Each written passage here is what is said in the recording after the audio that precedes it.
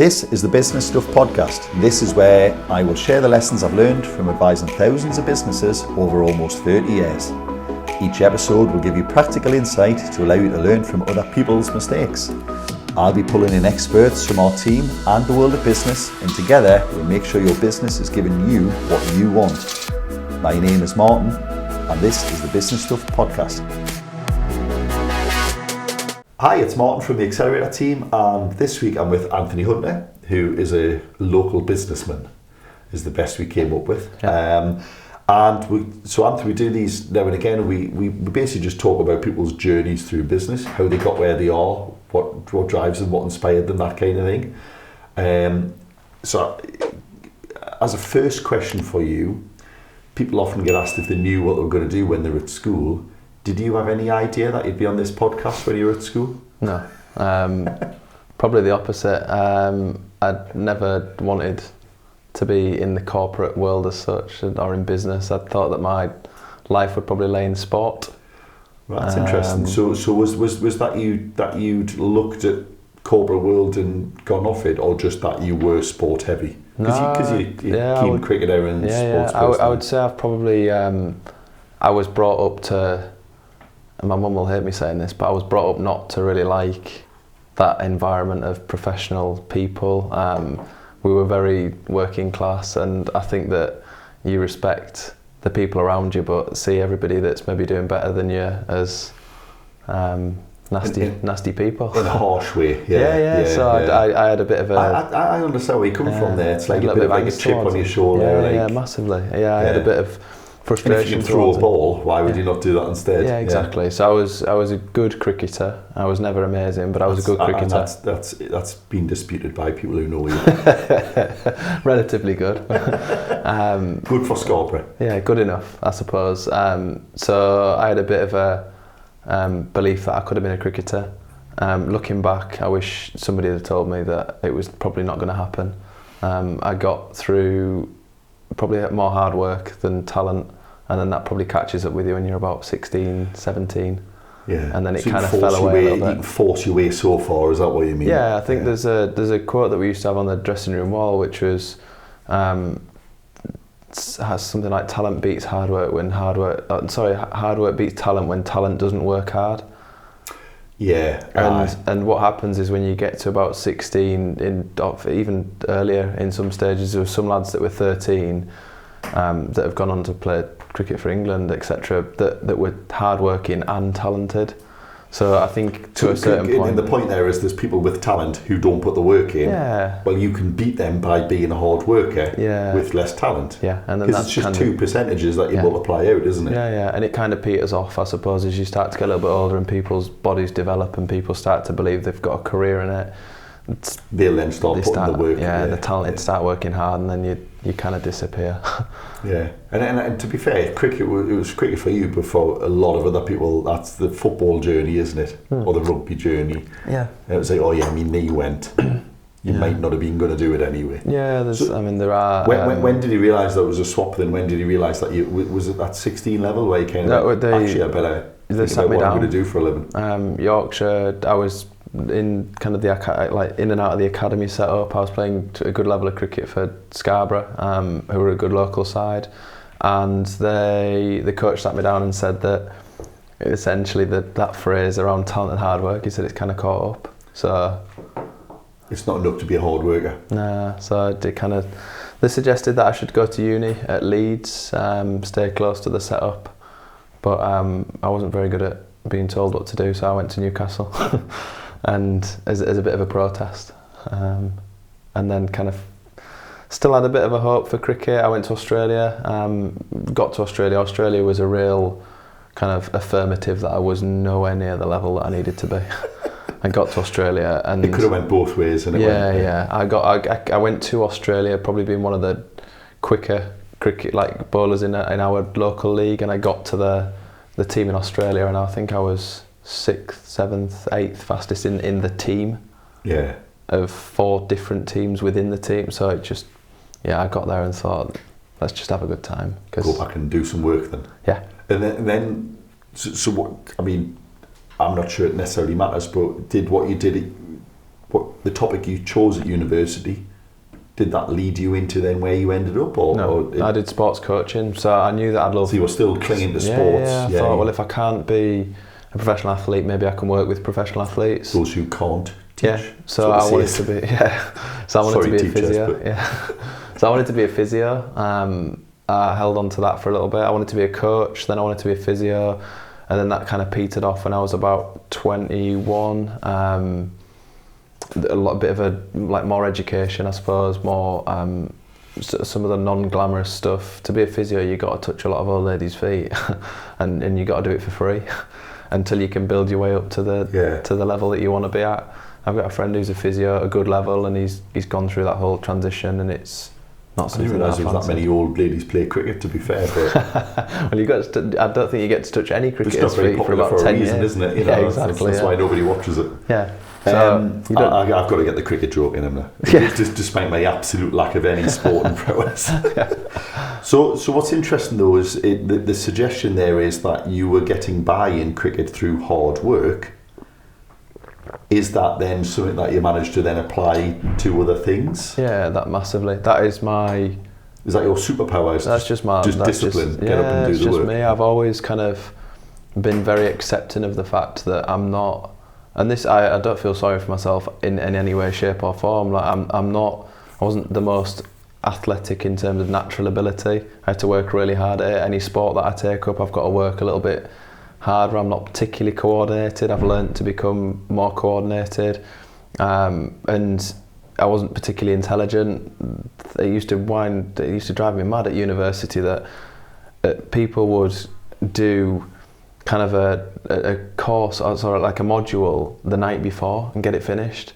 I'd have gone to the library for like 2 weeks from 10 o'clock. I used to work at the library with a friend 10 p.m. through to 3 a.m. and we'd do that for the whole week. And then if we got it done, brilliant. If not, we'd do it for the whole next week. For the dissertation, we did it for 4 months. Right. People were writing dissertations in 2 days, 3 days. And it used to drive me mad, but it's just how it is. So it's interesting because that sounds like education was hard work for you then. Yeah, was school hard work for you as well? Yeah, I think so. I'm not great. And again, I'm not trying to like get the violin out, but like I'm just I'm not like completely inept on it, like in terms of my academic ability. Like I was just okay. Like whereas my brother, no good. Like really, really unacademic. I don't even know if it's a real word, but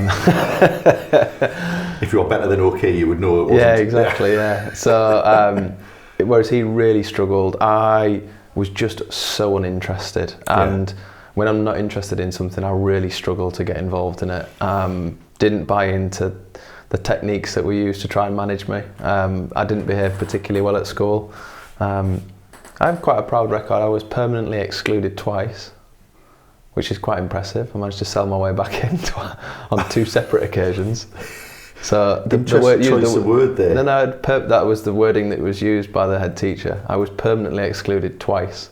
But then what did you just say though? I'd sold my way back in. Sold? Yeah. I'm going to touch on selling quite a bit because I think that is something that you seem to have a knack for. Yeah, I didn't know it at the time, but I love the art of selling, and I think it's probably seen as quite a derogatory thing if you're a salesman. It's like a boogie word, it's amazing. I think that the ability to facilitate a purchase that benefits everybody is amazing. So I didn't know that at the time though. Yeah. So university came and went. Yeah. You're in Newcastle. Yeah, I went to Northumbria. Again, I did what was required. First year we needed to get 40%. I got 41%. Second year. Just enough? Second year, I can't remember what the numbers were, but I was 2% over. And then they said you can just mess around really, and then in your final year that's what counts. And then I came up with a 2-1. So I just put in a lot of hard work. Worked tirelessly, a little bit more than maybe other people. But starting, probably as I hit maybe 20, 21, I probably started to become accepting of the fact that this was just my life, and if I wanted a little bit more, I was just going to have to do a little bit more. And for some people, they don't have to, but for me, I had to. So what dragged you away from the old lady's feet then? So you leave university. Yeah, I think money. I presume you've got, one of the roads is feet. Yeah, so I think, to use your words, but yeah, I think it was money. So I remember looking at roles and going into education for a little bit longer and doing that kind of thing. And then I looked at a lot of graduate jobs. So I applied for, I don't want to exaggerate, but 80 different graduate jobs. not all physio related, not all No, sport just related. a scattergun approach. I was in Australia. It was March. I was coming back probably in May, I think, April maybe. So I just started applying for jobs from February.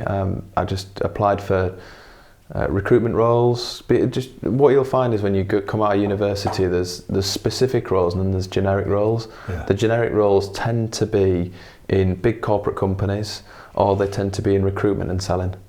So my skill set, I thought, when I started to read the CVs or the job descriptions, things that came up about being competitive, target driven, all that kind of stuff, there's a real transition between sales and like that kind of those abilities in sport. And I think that there's a lot of good sports people could probably be quite good salespeople. In what way? What do you mean? So Because just everything about sport. The cliche about sport is learn to operate as a team, get used to disappointment, not rest on your laurels and your wins. But I've never heard the sales and the sports. What do you mean by that? Well, everything you've just said is probably relevant in sales. You can spend a week. So it's just that you need that in sales. You can spend a week with everyone saying no to you on a product that you genuinely believe is good for them, which can be quite frustrating. You've got to be relatively competitive because you've got to want to make more sales than your peers. You've got to operate under pressure. There's targets. So in football, the target is to score more than your opposition. In sales, your target maybe I've got to sell 15 grand's worth of equipment. So there's a real transition between the two. Normally quite competitive. Again, the ability to work with your team around you is good. So you have to be able to work with the people that might be facilitating your leads. You have to be able to work with, for me, going into the graduate role that I did, it was the ability to work with the installers who were very different. So again, because you were literally selling, we'll come on to what it was, but you were selling equipment to homeowners or house owners, might be a better way to put it, for a manager. Yeah. And you had other people who you needed to get them to do things as well. So you're still operating within a team. Yeah, and like any team, whether it's, so you have different individuals within a team, and I think that sport teaches you how to deal with different, in cricket there's 10 different people that you'll work with. Some of them will be hot-headed and quite scatty, some of them will be dead calm, some of them will be in between, some of them will work. Some are hard workers, less talent, some are talented. Exactly, you have a real difference in, and say for installations, like an electrician, somebody like that, they're normally quite meticulous, quite particular, whereas somebody in sales tends to be the opposite, maybe a little bit more gung-ho, a little bit less thought in it, a little bit more, it'll be fine. Whereas the installers are a little bit more pessimistic, like what if it isn't fine? So you have to, I think sport gave me all of those things and the ability to work and communicate with different people. Do you think there's an argument that more people should be involved in competitive sport? I know everyone can't make a footy team, but... Yeah, massively, I think... Because I get the impression, you're the generation above me, below me, more recent than me, however you say that, you're younger than me. Yeah. But the idea was everyone was in a team when I was at school. I fought hard to not be in a team. I didn't like sport. Coming through, was it easy enough to get into? Well, I think my parents, that's something I have to give them massive credit for. They tried us with everything. I played football, I played cricket at school. I played tennis, bit of rugby, like in school. I was never very good at rugby. I was scared, but I ran, like I did cross country, all that kind of stuff. So they pushed me to do sports and essentially let me see a load of different sports and let me pick which one. And naturally, I was good at cricket, so I was drawn towards cricket because you get higher praise for being good at a sport, I suppose, don't you? So that was the one that I was drawn towards. But with my kids, one of them's too young, but my daughter, she goes to dancing. We've took her to gymnastics. She started swimming. Trying things out. Yeah, I think that we have a generation coming up now that aren't particular. I know this is a massive generalisation, but I'm seeing this professionally. I'm seeing this. My sister-in-law's that sort of age where they're not great at speaking to people. They're a little bit scared of, like, not confrontation, but they're scared of. It's tech has created an opportunity where you don't have to do it if you don't want to do it sometimes. Yeah, exactly. Yeah. So I think that.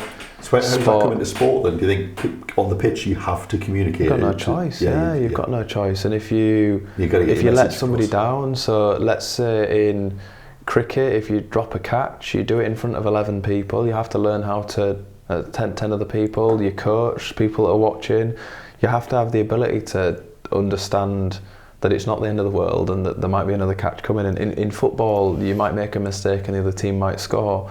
You've got a lot of people watching you.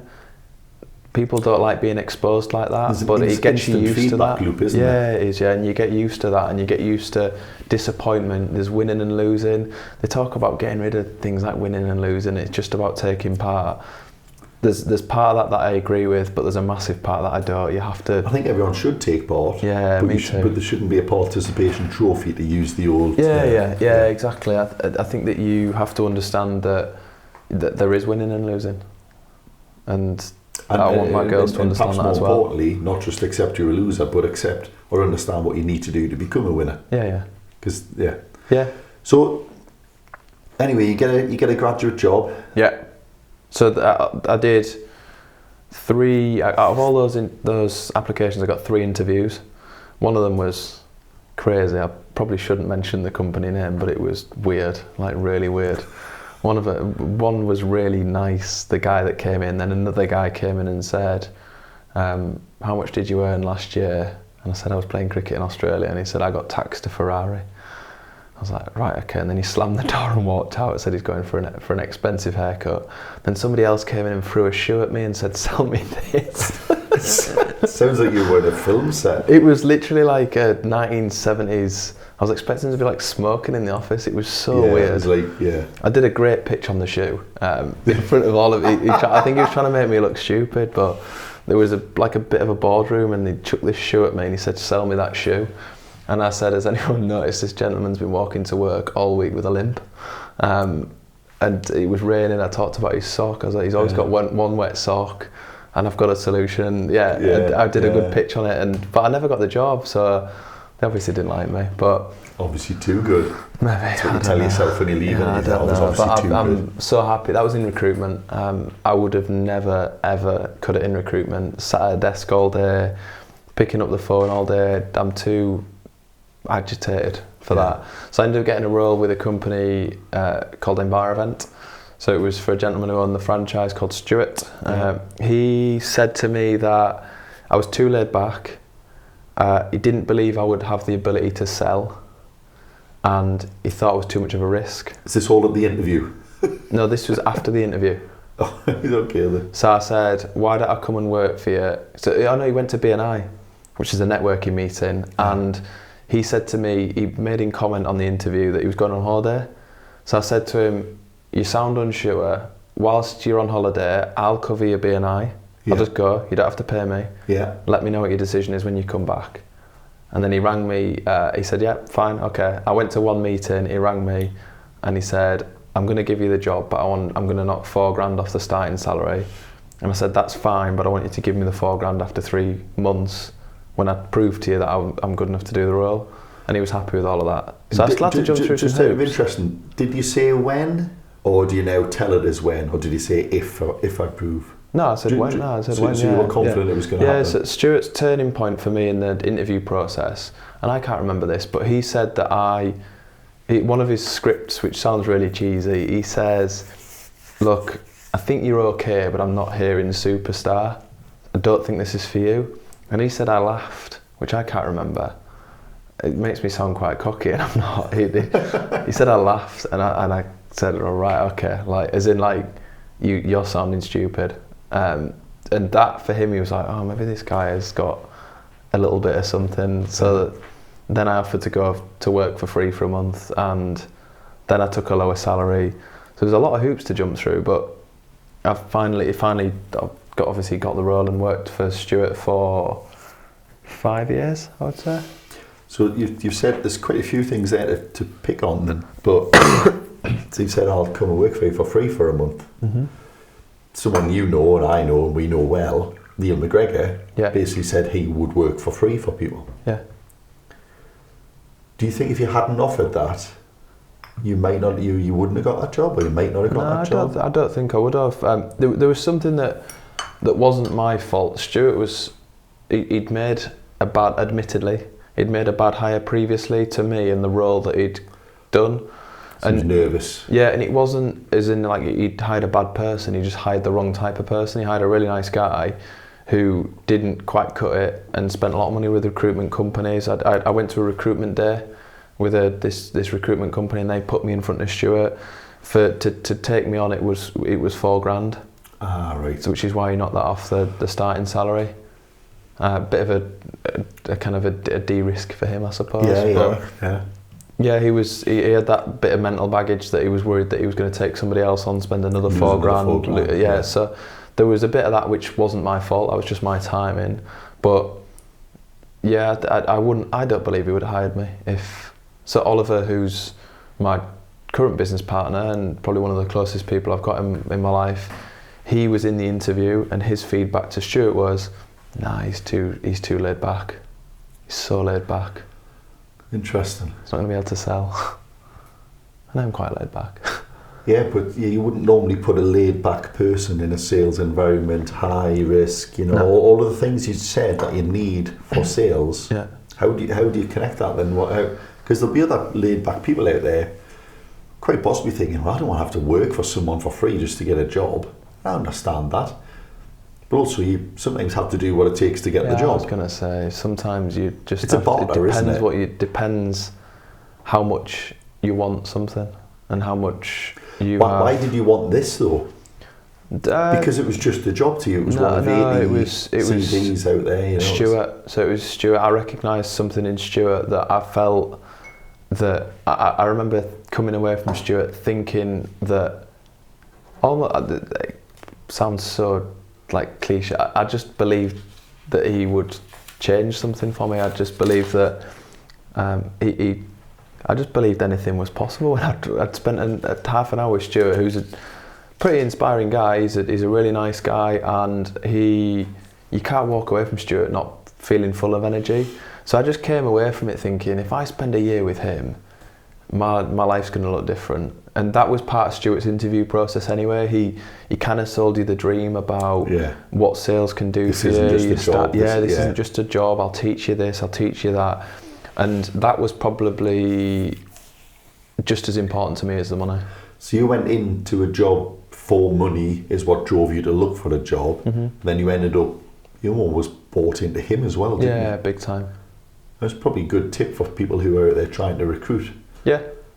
Because it isn't always just money. Yeah, I think that it's something that you can't try and be likeable. Somebody will either like you or not. But I think if you operate with a win-win, Stuart's win is that his business would make a good level of money on the basis that I performed quite well. Yeah. And his exchange for that, for him doing well, is that I would do well from it as well. So for him, one of the things that probably one of the biggest things that he stamped on me was win-win. So always enter it.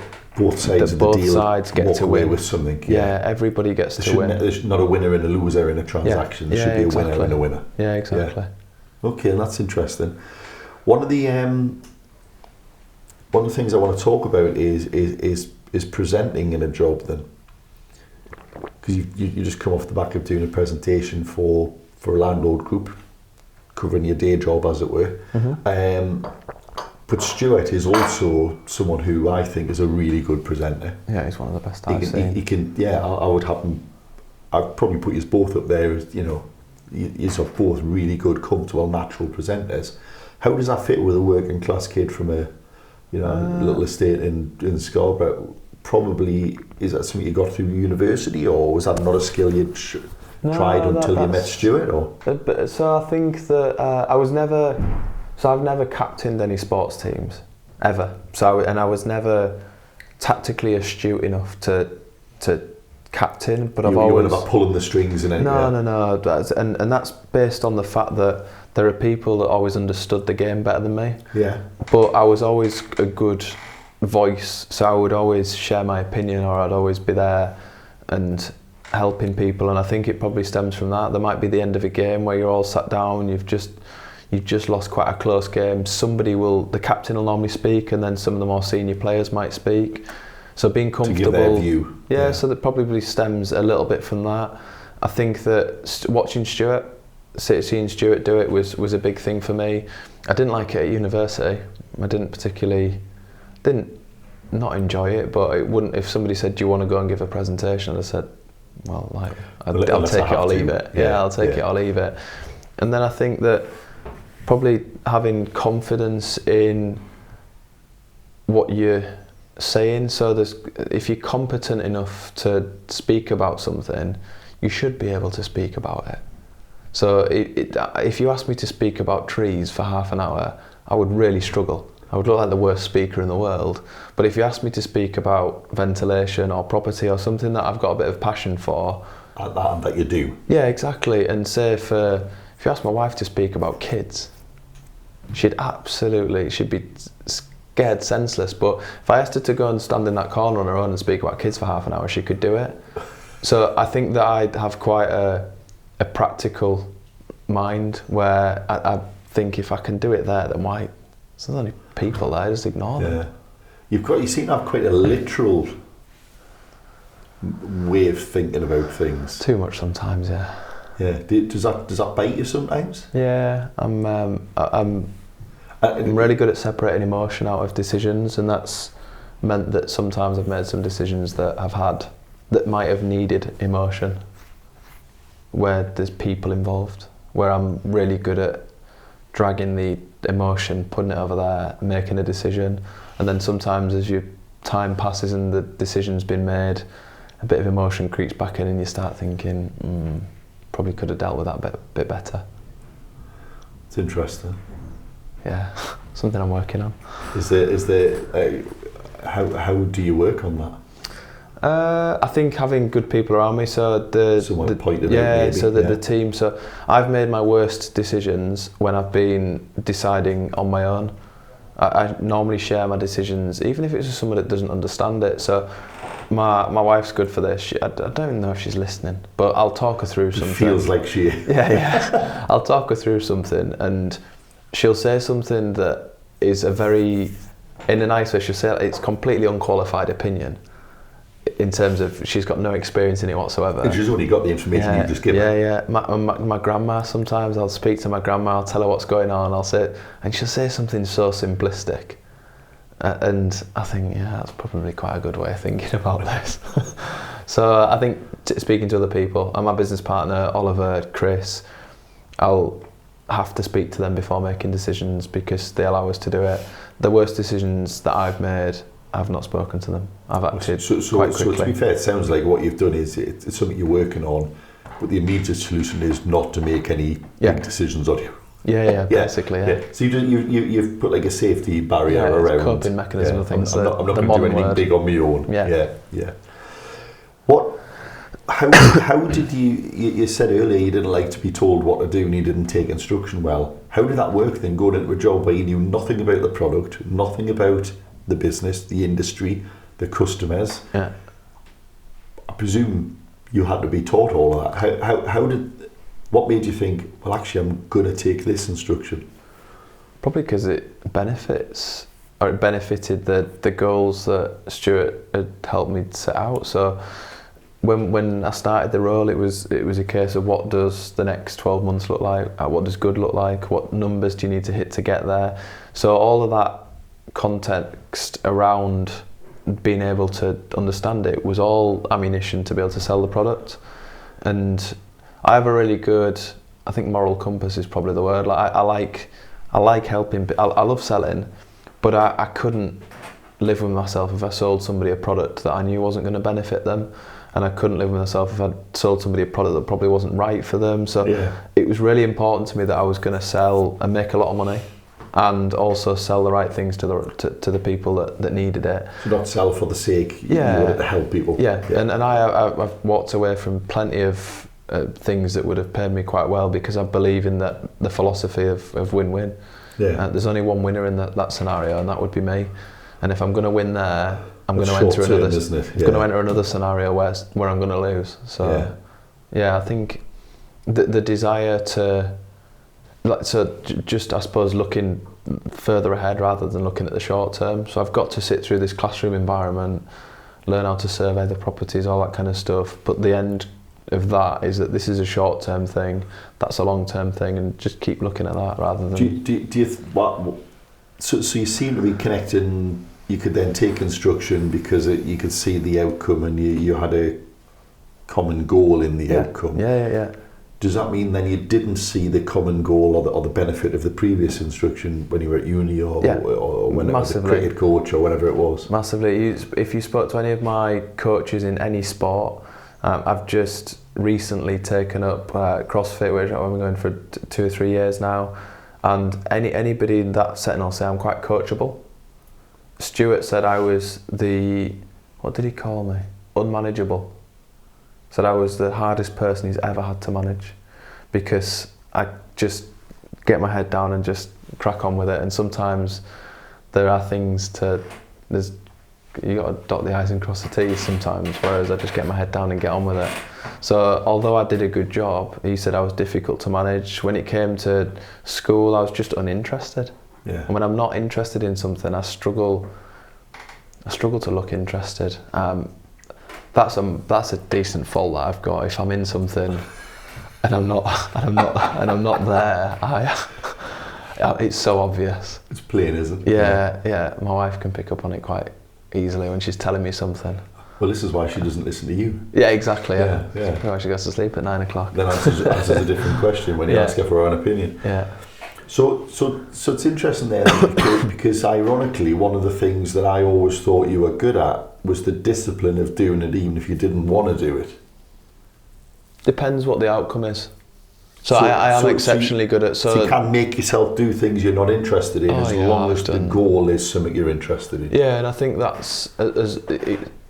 As long as the outcome is worth the sacrifice, I think is the big thing. So you'll put up with it as long as I'll do almost anything to get. So there's things when we started to get into the properties. I might be mentioning this a bit too early, but no. I mean that's where we're going next. Things like stripping wallpaper that's been on for 50 years and someone smoked on it for 50 years. Like picking that out with your fingernails before going to work, all that kind of stuff. At the time I'm doing it, I'm not even thinking about doing that. I'm almost in like a little zone where I'm just doing it because I know what the end. Because you can see what the outcome is. Yeah, exactly. So you're working for Stuart. You're hitting your numbers. Things are going well. You've started to make money, which is great. That was one of your goals was to make a living. Yeah. When did you get into property then? Because we haven't really explained what you do. There'll be people watching this who know you and they go, when they're going to talk about that? But so you've got two real strings, haven't you? You've got the property side and the environment side. Yeah. Property is probably the next part of the journey, though, is it? Yeah. So property was, but I had an interest in property, I would say, because Mum's. This is a long shot, but Mum's friend's friend. A guy called Aaron Curry, who people might be aware of. Ah, right, yeah. Really successful investor, really successful. And nobody I knew in Scarborough's a working class town, nobody I knew had stuff. He had everything, all the time. Nobody had stuff? What do you mean, like nothing? Just So on the face of it, everyone in your circle was all in the same struggle together? You didn't even recognise it as a struggle, it sounds... Because it was just normal? Yeah, and it was fine, but he had, you're talking Ferraris and nice houses, always going on holiday, just... appears, and I mean I don't know him that well, it appears very happy, just nothing's a problem. I've never known you had that, admittedly remote, I've never known you had that connection there. So it was like a friend of a friend, where Mum's really close friend is really close friends with him, so there's kind of like where they'd see him. It's a couple of steps away of separation. Yeah, exactly. And like, so somebody who we're not related to, but we would refer to them as an auntie and uncle. Yeah. They were really close with him, and they talked about him, and he might, like, just things that are so not like, he'd come round and bring a £200 bottle of wine round, and I remember thinking, whoa, like, how can somebody do that? Like, because mum and dad how would come rich have home, you got to be to spend £200 on a bottle? Mum and dad would come home from work and moan about it. Whereas he'd say, oh, he loves going to work. And I just thought, how strange. Like, so I had a bit of like, I reckon that was just back here somewhere, because I never really acknowledged it. And then I was in a BNI group, and a guy, I mentioned property, and they laughed at me and said that ship sailed. And then the tag. This is probably someone I know, is it? Yeah, it is. We'll not say who it is. Yeah, it is. Yeah, they said that ship sailed. They were a bit nasty. I think I was 21. They were just having a bit of fun, and they tagged me in something on Facebook, and it was a Robert Kiyosaki property seminar, and they tagged me in it and put a lot of laughing faces, and I clicked on it. And you went, what's this about? Yeah, I clicked on it and I was like, oh, hang on a second, this is interesting. And it referenced a book called Rich Dad Poor Dad. Yeah. So I thought, being a tight Yorkshireman, I thought, I'm not going to go to this because someone's going to try and sell me something. I've got a copy over there. Huh? It's a good book. Someone's going to try and sell me something. So I bought this book, I went to read it, and I can't read, like, I can read, that makes me sound, I can physically read, but my attention span is no good. I'll read 3 pages of a book, and I'm looking down the book, and I'm just thinking of something completely different. So I'm not a good reader. So I got it on Audible and I listened to it, and I was like, this is almost too good to be true. Why does nobody talk about this? So then I ended up going to the seminar. Because they just don't. No. Just to pick on Rich Dad Poor Dad, everyone I knew, I think there's almost a third category for where I grew up. Because if you haven't read the book, it's counterintuitive at first. You think, oh, that's really interesting. But I think we were like, I was the poor version of the rich dad. Yeah. In that everyone I knew just had a job, but they weren't even rich financially. They didn't have anything, you know. They just people just went to job and basically paid their rent. Yeah. That was it. Yeah. And we only got Christmas presents because the whole family clubbed together. Yeah. We weren't hard done by. It's just everyone was just what it was. Yeah. More accepting of. So you've got the rich dad, poor dad. Like everyone goes, "Oh, I want to be the rich dad." And like it's not the people you think it is. No. So we were the 9 to 5 as kids, but the 9 to 5 I didn't even pay anyway. No. Like we didn't have the. Because in the book I think it's like a university professor or something, isn't it? So that would have been more right for me. Yeah, I'd have been happy with that. Probably wouldn't have ended up where I am, but so I didn't do the course at that point. Actually, I read another book called Property Magic by Simon Zucci. Again, a brilliant book. He talks a lot more about leverage and how to, because everybody is interested in property, and I know that's a sweeping statement, but everyone I ever speak to that here in property, I was out on Saturday, what do you do? I've got a business, I work in ventilation, I work in property. Nobody goes, ventilation? Oh, tell me more. Tell me more about that. Straight to the property. You've got a great answer for the how many properties as well, haven't you? Yeah. Because you've got property. You've got property, have you? Yeah, it's like the first question. How many have you got? Yeah, exactly. It's really weird. People don't go, oh, you've got a ventilation business. Yeah. How much do you make? Yeah, exactly. But property, it seems to be like, for a society that's taboo about money. Yeah. People just go straight in on that, don't they? First question, almost every time, do you buy and keep? Do you buy and sell? Or so what's your answer then? A handful. You just say, and to some people... enough. Well, I just say a handful, and then to some people, they'll accept that as the answer. And they just, Quite a lot don't. They'll say, well, how many's a handful? How big's the hand? Yeah, and I say it depends how big your hands are. And that normally... lets them know that move on. Yeah, and then if they're really pushing, I'll just say it's a secret, or I don't know. Yeah, I don't know is a good one because they go, wow, how many is it? Yeah, that's the problem. So we're working on it, but that's normally the sequence I go down. Just strange. So anyway, your Rich Dad Poor Dad, your property magic. Magic. So the principles in those books were about leverage and how to buy. Those two books allowed me to believe that I could buy property without having a massive amount of money. Yeah. Is this about the time then? Because I remember sitting on an evening after work one night, sitting at the Angel. I'd done a presentation to a landlord group, and I remember you, for the National Landlord Association, as it was back then. And I can remember you were speaking or attending. I can't remember now. I was speaking. And I remember you saying, "I'm going on a course." Yeah, that was in the January. And I can remember, I'm pretty sure I said to you, "Oh man, don't waste your money." Everyone did. Yeah, everyone did, and I've admitted to people that I've said that, and I know a lad who did this, and you were one of the people, because there's a couple of people in this group who made me realise that actually it's not the education that's the problem. No. It's not the price of the course that's the problem. It's the application of the knowledge after the course that's the problem. Definitely. And I've seen so many people who've spent a lot more than you, who then haven't got anything. Depends how important it is to them. To us, well, before that, we actually bought a property before we went on that course, because I did it across a bank, took a bank loan at 18.9%, I think it was. A couple of credit cards. Chris got a couple of credit cards, and then a bit of money that I'd saved up for Environment, and bought a house in Cramlington, Dudley, just outside Cramlington. Then we went on the course. That was our first property. Then we went on the course in January.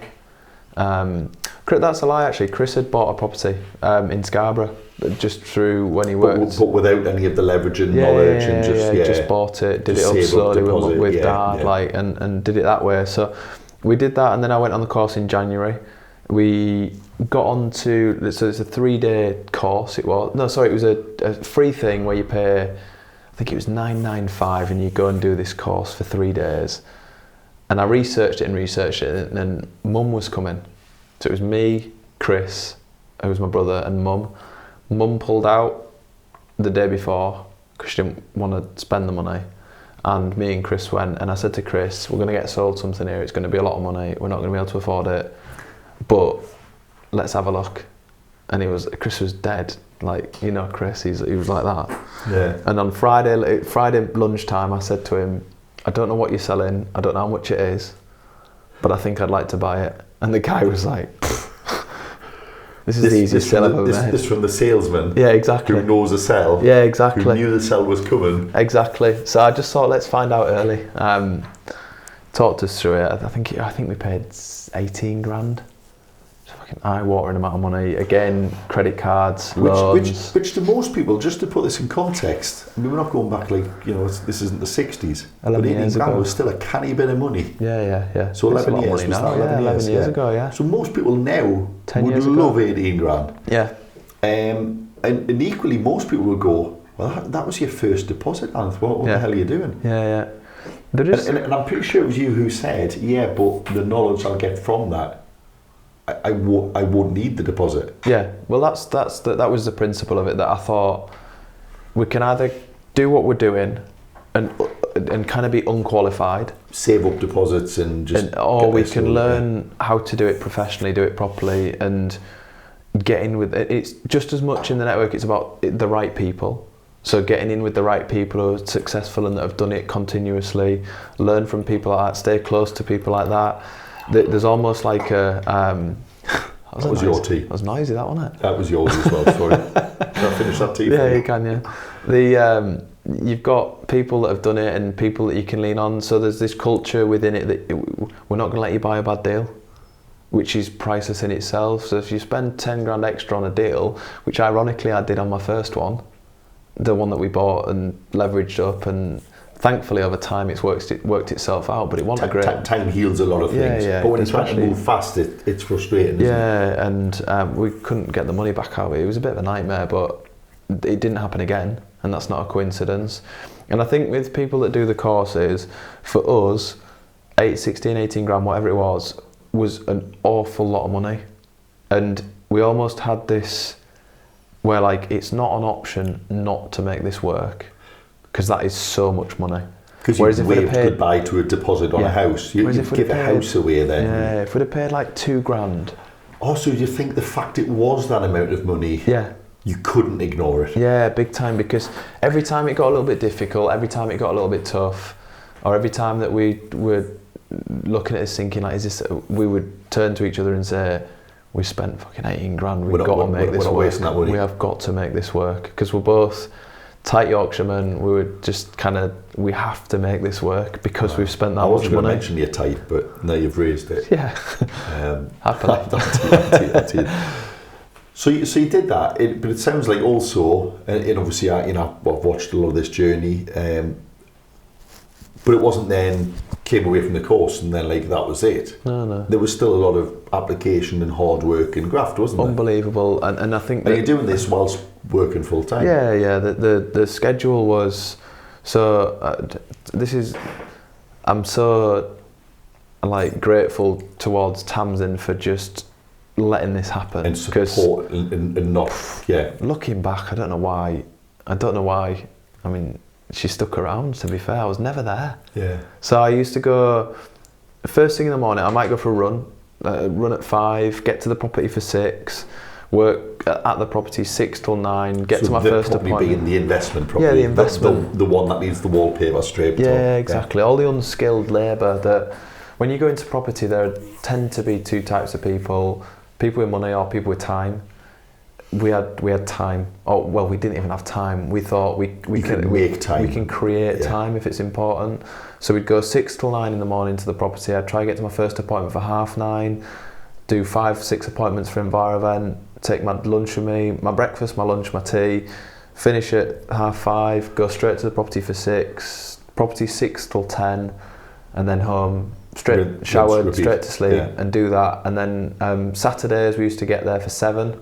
Just be there till you went to sleep. 7 till 5. Come back on the evening, get a takeaway, whatever with Tamsin. Yeah, this is it's interesting because a lot of people I know and probably have done exactly this journey, and people. It's funny because you hear, but you're lucky. It's like I didn't feel very lucky at the time. I felt like I had to really grind that out. A bit of luck. so me and Rebecca did this. You know, when we had kids. We stopped buying property, and people used to say to us like, "Oh, when you have kids, you'll wonder what you used to do." I was like, "I know what we used to do. We used to do that." Yeah, well, we didn't do the morning bit. We would then just have a change of clothes every day after work and go and be there till midnight, 1 o'clock. Well, in cricket season, I would you play always just had bits of like cricket on a Saturday and do it on Sunday. It's just stuff everywhere. Ruined me nails. Yeah, and then. Yeah, like in summer I played cricket every Saturday. I was committed to that, so I did the work in the property on the Sunday instead. Yeah. So there was summer. Honestly, I wasn't seeing much of Tamsin, and she's not particularly interested in the properties. Which is fine. So it was a solo activity. Yeah. So I mean, you were doing a lot of this with Chris anyway. Weren't you? I was doing a lot with Chris. Chris was living in York. He would almost drive up. He would drive up at least every weekend. Sometimes he'd drive there and back for a day, like if he didn't have much on. Like Chris did just as much as I did, really. It's just Newcastle was an investment area that we'd chosen, so it meant that I was closer to that. There was a lot of times again where Tamsin's just let Chris stay over at ours for like a month. Just letting him get stuck in. Letting him get stuck into the properties. So. Yeah, that was probably... Because Chris is working at this point as well. As a mechanic. He was a mechanic for York Council. York Council. So he... So you're both doing this. So this is the really interesting thing when I hear people say, I'm not advocating killing yourself like that, but sometimes you have to sacrifice to get things, don't you? Yeah, it depends. There's just no way around it. Yeah. So you had to work for free to get your job. Yeah. And then while you were doing your job, you had to... work for free in the property. Do that awful job. There were nothing against decorators who strip walls for him, but that wasn't that wasn't your job. You had to find a way to do it. Yeah, we stripped all the properties out. I mean, it sounds like you were using your nails rather than a scraper for a start. So sometimes that old like wood chip wallpaper. There's no other way to get it. There's literally no other way. Like we used to knock out all the back boxes for the electricians, channel all the bricks, get it ready. Yeah, we would literally do all like the unskilled any labouring job. Yeah. So then the sparky could come in and just put the wires in. Our refurbs were coming in at like $6,000, and that's because because you done. Yeah, we were doing 10 grand's worth of labour. Yeah, so we just did all the stuff that we did. So knowing that you did that, and obviously knowing a lot of other people who've done similar, what's your thoughts then when you hear someone who kind of goes, yeah, no, it's all right for you, but yeah, I've got a job. You're like, because I know what I feel, and it's like I would have to swear a lot more than you already have to, like, and it just baffles me how. I just know that. But then they go like, oh yeah, no, like, but I'm up to date with all of the soaps and the reality show. And you're like, well, that's what you've picked then, isn't it? Yeah. All my friends take the mick out of me that I spent all my childhood playing cricket, and I spent most of my 20s. I hadn't seen any films until the last 4 years. But it's only when since you've had children that you've started watching films and watching series and stuff on a night. Like, I just didn't. But it depends what your priorities are, and my priorities were that, rightly or wrongly. I believe and massively believe that was the right thing to do. Yeah. They believe that's the right thing to do. So I don't feel anything towards them. I get that a lot, where I bought at the right time. I get told that quite a lot. But you were too late before you started, remember? Yeah, I was too late when I started. I bought at the right time. Then you must have had a lucky break, and then the market was good. Interest rates were really good. So I remember you were one of the first people who explained the whole, like, the ethos of, making what I now shorthand say really offensive offers for properties. Yeah. You'll offer, and I'm pretty sure you told me at one point you'll offer on 40 properties to get 40. Yeah, 40 to 1 was the ratio when we got going. So like, people kind of go, I looked at 4 properties at the weekend. I'll get one of them. Yeah. So that's the bit you're not seeing in all of that stuff that's happening there.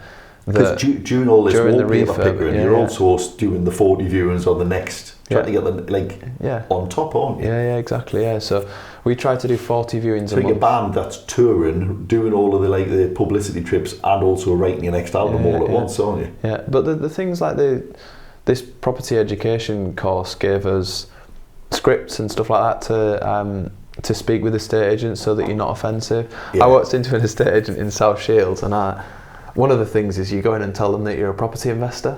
And I walked in and said, "Hi, I'm Anthony, I'm a property investor." And she went, "No, you aren't. Where are your parents?" Yeah, because to be fair, 10 years ago, you looked like a 6'4", 12-year-old, didn't you? Yeah, I did. And I didn't know what to say to her. I was like... And this wasn't in the training. She was like, "I am, I promise." She's like, "All right, how many properties have you got then?" I was like, "Oh, man." Enough. So, I didn't at the time. But we ended up buying from them. They were quite nice in the end. But I suppose you've got that as well, and age is a massive factor, and it's not an excuse, it's just a factor that buyers and estate agents don't take you seriously at 21 years old, 22 years old, 23 years old. That bit harder when there is trust, there's this ethos that, I mean, I could get a lot of shit for this, but where it's hard to buy a property and it's really hard to get on the property ladder and all that kind of stuff, and that we're stopping people buying. How, like, anybody and anyone could have bought the properties that I was buying at the time I was buying them for more than I was willing to pay for them, by just being sensible for a short period. But they aren't glamorous houses. They're not amazing houses. They're not 250 grand new builds. They are 50, 60 grand properties. If you can't save a 5-6 grand deposit, if 2 people working full-time can't save 5 or 6 grand, you've probably got too many expenses. You're probably still not that far off now, deposit-wise. You can still get a decent house in the northeast for. Yeah, of course you can. People just want to live in the finished area straight away. That's a different topic. They want to go straight into a 4-bed detached on a new build estate, don't they? Yeah, that's a different topic though. Yeah, that's a rabbit hole. We'll try and keep the audience in rather than put them off. Yeah. If the hours of graft haven't put them off yet. There's a couple of things you've said there. One of the things is it didn't happen again.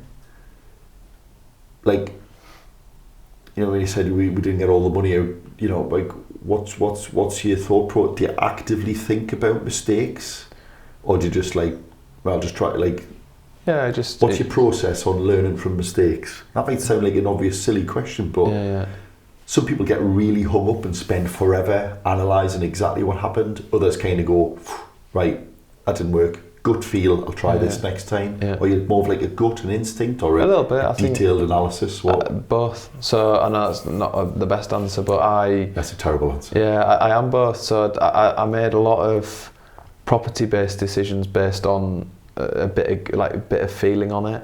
Yeah. But Chris is really logical.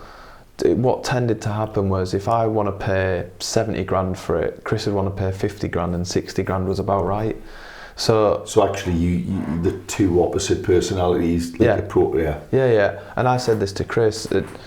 If it was just me, I'd have either bought double the amount of properties or I'd have been bankrupt. And if it was just him, he'd be still thinking about the same deal. Yeah. He gets analysis paralysis, where he just looks at something for so long that nothing happens. Spreadsheet to death, Yeah, so I think that, I don't know, like I've got more like logical and more kind of stats led as I've got older, which people will be looking and thinking you're not old yet, but the longer I've been in it, the more I've started to lean towards like statistical decisions, I suppose. Yeah.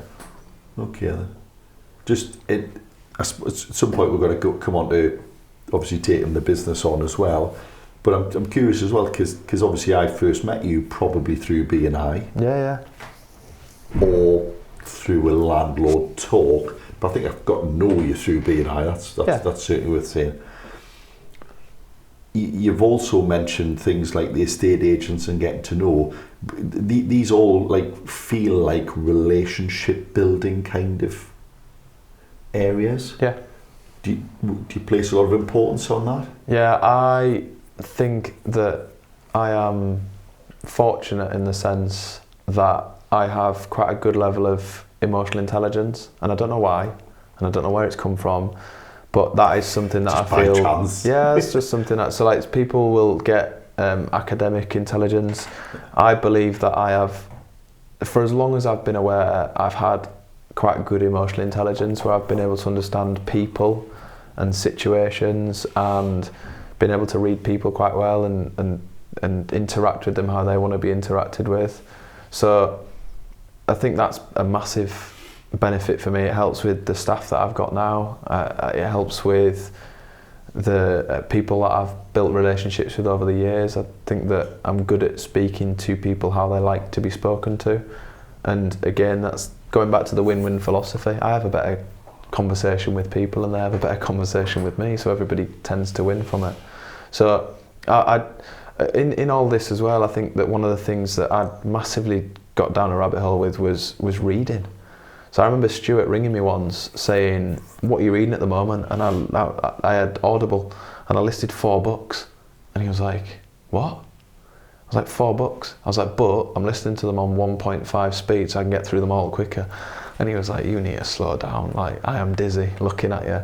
But I'm massively invested in reading books, and I've probably listened to 200 books, and I have learned more in a year from leaving and being in the professional world, hanging around with Stuart and getting into property and all the people that I've met through property and you and the people in the professional environment.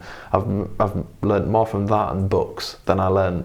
I could go to school for another 100 years. I still wouldn't learn as much as I did when I came out and started to learn the things that I believed I needed to learn, sales, relationships. I think it's fascinating now. But it's all there for everybody else. Yeah, no, and that's the interesting thing. Anyone can do that. Yeah. I always think it's really interesting when I hear youngsters who know literally every song that, like, I was like, how much radio are you listening to, and why aren't you listening to a book instead? Yeah. It's just that might seem like it's not cool, is it? Well, I don't know. I disagree. Yeah. Well, yeah. I suppose what I know what you mean though.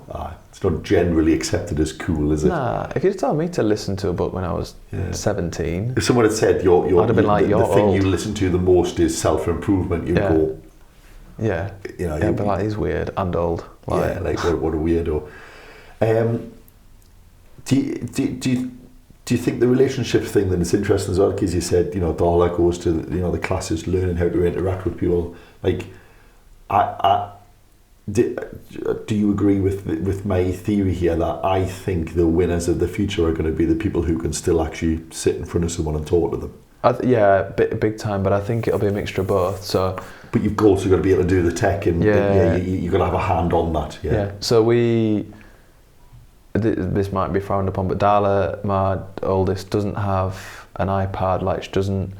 So, like, say if we go for food, Darla is amazing at just sitting and having food, and that's because we've gone through the process of her kicking and screaming and knocking everything over and not wanting to be there. Exactly the same, yeah. Because I didn't want to be one of those parents that says, right, we want to eat. This is about me and me. Like, the adults are eating here. This is all about us. You watch that. We'll chat.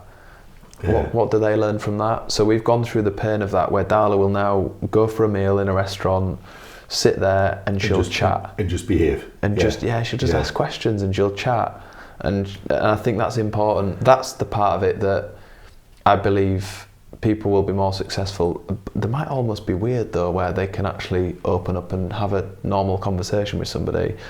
They just have to learn the tech as well. Yeah. So we'll need to learn to balance that as she gets. At some point she will need. Yeah, she's only 4 at the moment. She's going to have to spend that time at some point. Yeah. We were probably not far. Yeah, we were probably thereabouts with Thomas when the first iPad.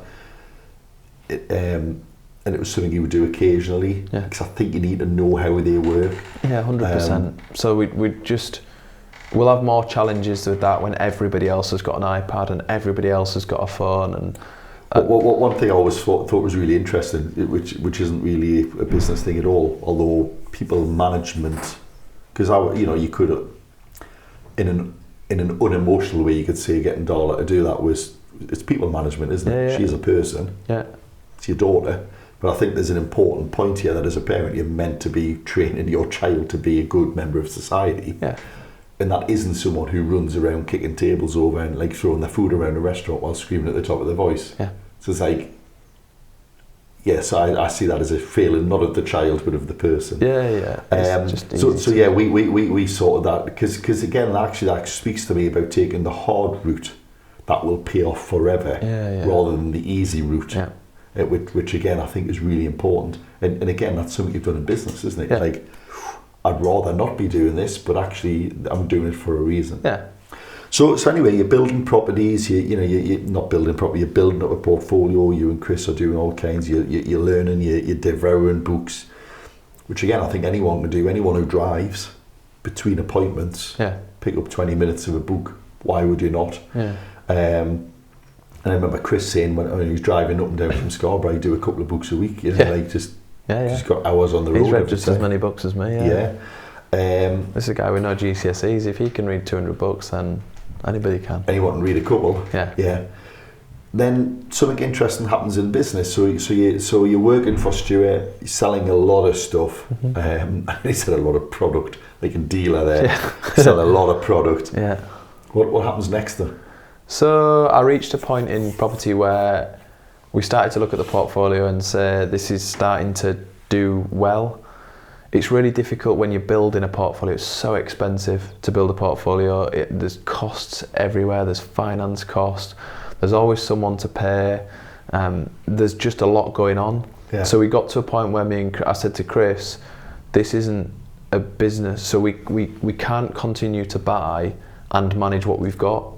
There's no more time, or there's no longer enough time to do all of that. We're doing before work, after work, during work. You've used all your days. I'm taking up calls during, so like we're literally at a point where there is no more time available. Yeah.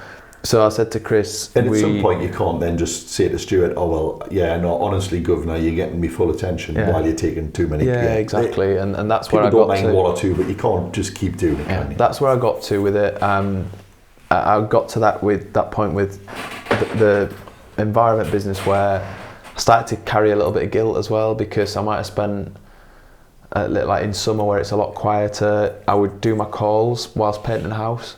Yeah. And I started to get a bit where I thought, this doesn't feel right. I'm doing what I should be, but I'm not in it. And if you're not in it, then I think it's Jim Rohn that says that if you're not in something, it's not fair to you and it's not fair to the person that you're serving. If you're not in it, get out, basically. Yeah. So I spoke to I spoke to Stuart and said that I think I'm at a point where the property business can start to give me what I want. And Stuart suggested maybe I get more money. So like, do you want to be paid a little bit more? And I kind of thought, well, yeah, like maybe yeah, like why not? So I did that very, very short term, like probably like a month. And in this period, Oliver, my current business partner, he dropped to 3 days a month because he was, the beauty of my relationship with Oliver is he has essentially followed exactly the same path at the same time. So which is a bad cricketer as well? No, I don't think he had a spot. He's just a bad athlete. He's just yeah, bad at all sports equally. Yeah, he followed the same kind of path at the same time, which was really, really helpful. I spoke to Oliver every day. Yeah. Sometimes I speak to Oliver more than my wife, to be fair. He's going through the same stuff, which was really helpful because you've got somebody else. So now I've got Chris on the same page, I've got me on the page, and I've got Oliver on the same page. You feel like you're starting to make the right decisions and doing the right things. He went to 3 days a week. I said to Oliver, I'm thinking of coming out. He said, why don't you go to 3 days? I said, I don't feel right because I'm not kind of in it. So we almost at the same time said to Stuart that this isn't for us. So then Stuart said, well, if it's not for you and I don't want to lose my 2 best sales guys, what else could we do? And we just talked about buying it. Yeah. He was aware that we didn't have the funds to purchase it immediately, so we structured it a bit like a property deal where we said that we would like to take over the business, but instead of giving him what he wants for it, we'll give him a tiny bit more. So there was a term that in property is that I'll pay your price on my terms, on my price on your terms. Yeah. And essentially what we said to him is let's do that. So it can be your price on our terms, and our terms are that we pay 5% of profit over a 5-year period. He got the exit that he wanted. He got a bit of the recurring income, so he wasn't going from the income to nothing. Yeah. And Stuart was going into action coaching, which he was really, really good at. His passion was over there. It all happened quite nicely. So that meant the beginning of the franchise. So I took the franchise over from Stuart.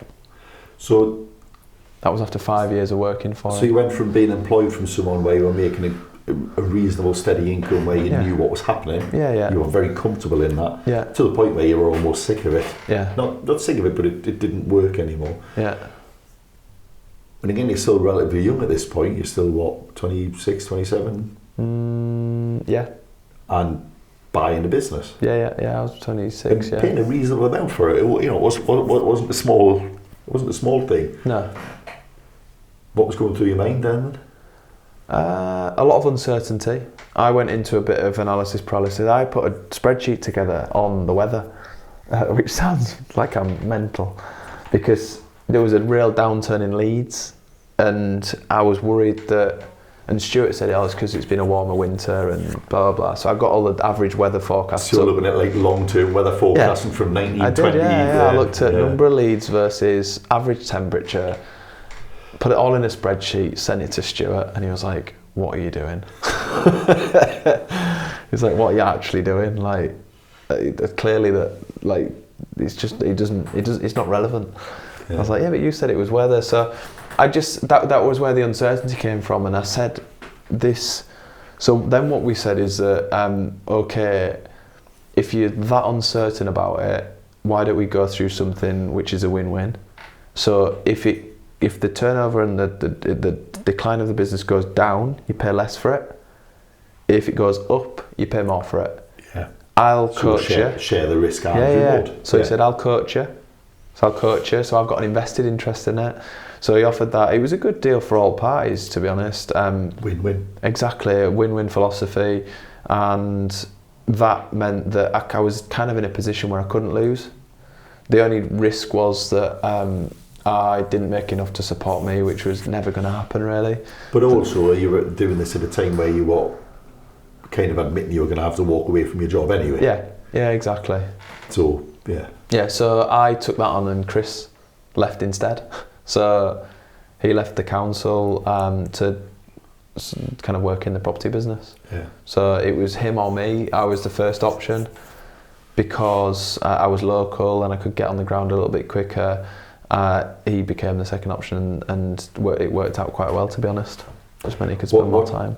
So rather than go through the entire journey in the business then, but so it's quite interesting because you went from being the salesman working for Stuart to then having to find someone to sell your way, sell your thing your way. Yeah. What was the big, and also keeping an eye on making sure the bills got paid, you were still making money, trying to control the weather where you could, and all those crazy things. What's been the hardest part of that then? Because you still wanted to ideally free up your time, didn't you? If anything, you probably put more time in for more time. Yeah. So I've gone through a bit of a transition process in that as well, where I've gone from doing everything. I was calling leads, doing the appointments, doing the selling, collecting the balances. Honestly, I was doing everything. So I'd gone from working 80 hours a week to like 100 hours a week. So just parts of that started to, once you get confidence in the business and you think that the income starts to become a bit more predictable, the money's building up, you think, right, okay, well, maybe I can afford a part-time person to collect some balances, and then the team kind of evolved from there. So I just wish I'd have known that. I wish I'd have had the confidence in that sooner, because you could have got some of those hours back. You could have got some of the hours back and spent them on better things than ringing up and doing jobs that would only cost you £12 an hour to fill the role. So I think that I wish I'd have had more confidence in that, and my ability to make it grow, I think, would probably be the biggest thing that I look back on and think, you took too long doing that. It's tricky though, because it's not like you came from a business pedigree or nothing against your mum or anyone else in your life, but it's not like you watch someone running a business who could quite easily, like, very quickly go, you need to get rid of those jobs, and you know. Yeah. Well, it's just, I suppose that was the evolution of, I'd invested all my time and effort in becoming a property investor, reading property books, reading finance books, reading... Some of which is relevant, but it's a different gig altogether, isn't it? Yeah, it is. It's massively different. And selling books, I've probably read 50 selling books, psychology books, nothing on building a business, nothing on learning a business. The first book I read on business was probably The E-Myth. That was at a similar time to when I hired a member of staff, because I was buying the ingredients for the pies, I was sorting the pies out, I was baking the pies, I was selling them, I was doing all that stuff. Yeah, that's a book reference, by the way. We haven't swapped businesses again. Yeah, I wasn't selling pies. Was it cakes or pies? Pies. Was it pies? 100% pies, yeah. Okay. Final answer. Yeah. I can't remember. Yeah. But yes, that references the fact that in the E-Myth, the lady, I'm pretty sure, was selling cakes. But anyway, it might be pies. And it was like Granny's recipe. She loved making pies. She's good at making pies. But then when she was making pies, I'd having to sell them at the front of the shop and reorder the stock and stock the shelves and do the marketing. She realised something had to give. Yeah. And so that book was quite transformational. And then, like, it was a good book. Like, what am I doing here? It was a good book to read and understand that. I've just advised somebody else to read, actually. So if anybody comes to me and says, not like I'm the bloody aura of all things business and property, but friends and family and people that are aware of what I do, if they come to me and ask, if they say to me, I want to get into property, they'll want to ask some questions. I'll say, before you ask me anything, I need you to have a base level of... Go read Rich Dad Poor Dad. Yeah. And then if anybody asks me about business, I would say, or if anybody's got a small business or they're self-employed and they're talking about building the business, I always say, go read the E-Myth. I've just recommended it to somebody and she's like, wow, I'm ready to build a business. Now can I ask some questions? Because it's written in a very story-driven narrative. It's a brilliant book. Where you buy into the emotion of it. Yeah, you don't. That actually makes sense. Anybody can understand it. It's not a dry, analytical, like, case study of a business, is it? It's written as a story where you want the person to succeed. Anyone can understand it. Yeah, good. Listen, Anthony, you've been very great, gracious with your time. We normally say to people at the end, what's the biggest myth in the area that, you've got two areas here, so I'll let you answer this way you want, but what's the biggest myth, the biggest mistake people keep making? Property's an easy one. Property is, I think this is a phrase that came from you, and it's there's a quote that says that you only know who's been swimming naked when the tide goes out. Did that come from you? No, but I like it. Yeah, so, and this is massively relevant in property.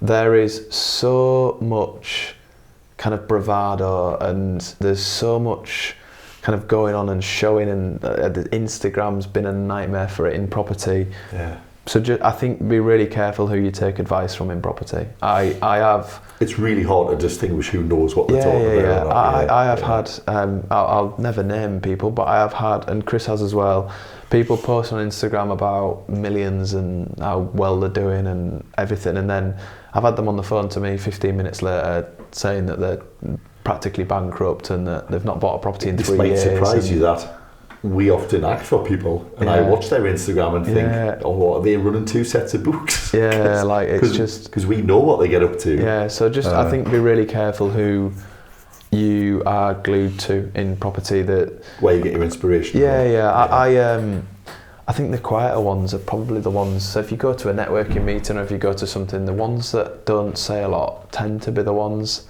that I have the best conversations with, the ones that are wanting to be known, and so I think that's probably a big thing for property. Just be careful where you get your advice from. And in business, I don't know, I think it can be too serious sometimes, and me and Oliver talk about this quite a lot, that almost sometimes you take the fun out of it, and it's, I know it's not, but if you treat it like a game, we often play it like it's a game and look at it like it's a game. Which sounds quite cynical when there's people's wages and livelihoods and customers to satisfy and all that kind of stuff, but there are so many elements to a game that you have to facilitate each one of them, and I think that if you try and make it as fun as possible, it just means that it becomes more enjoyable to run a business. Because there's a couple of ways you could take that. Do you mean gamify, as in like levels, objectives, missions? Yeah, exactly like that. As if it was a game. Yeah, exactly. Yeah, so as well as also try and do something that you're gonna enjoy. Yeah, because I think in business it's like there's 6 holes of water coming out of them, and someone's giving you 5 pegs. It just feels like you're constantly going round with them, which sounds rubbish.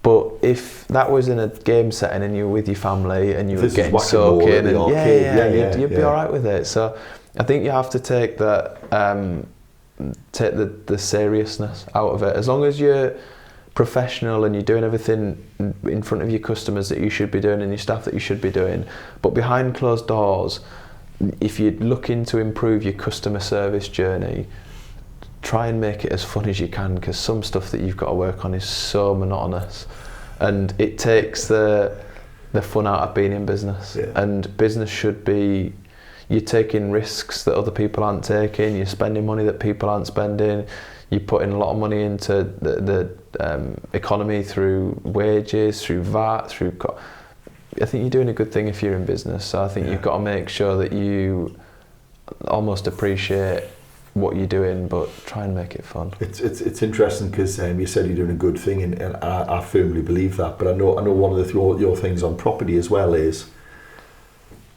there's an argument that you're stopping other people buying those houses. I don't subscribe to that remotely. Driving prices in fact, anyone can buy my stuff now. You can buy it. I'm not you can have it. But interestingly, you always took a view as well that you were taking often like borderline derelict, dilapidated properties. And putting families in them. I've bought a property that's been empty. You see that as a very good thing, don't you? I've bought a property that's been empty for 7 years. We've bought a property... And it's now got a family living in it, presumably. And council tax coming in. And there's nothing that's happened over the last 7 years that has stopped anybody else buying that property. Anybody could have bought it. They could have bought that property, but it got to a point where we did, and then it turned into a corporate sale where the price what goes in what we're going to pay for it goes online. So it goes online and it says this property that is worth £100,000 is going to sell for 60. Does anybody else fancy it?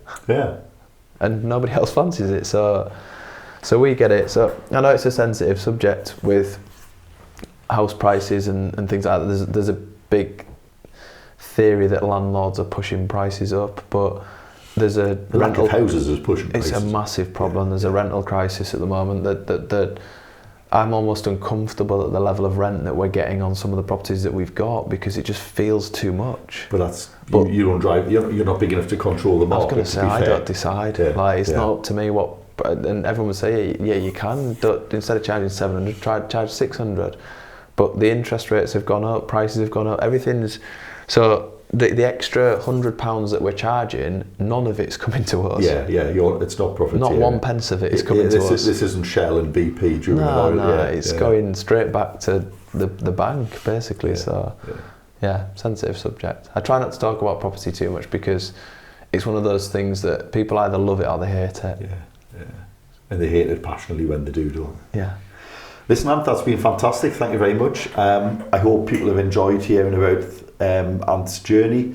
And to be fair, Chris isn't here. Chris is he still in Germany at the moment? He is in Germany, yeah. But you've told us both of your journeys to some degree there. So Ant isn't claiming all credit here in any way. But yeah, some great takeaways there. Get the right people around you, listen where you should listen, learn where you should learn.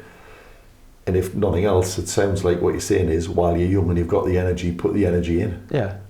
Work as hard as you're willing to work, I think. But just remember that if you do a little bit more, you'll get a little bit more. You get there faster. Yeah, especially on some of those things where they've just got to get done. Yeah. Thank you very much, Anth. It's been great.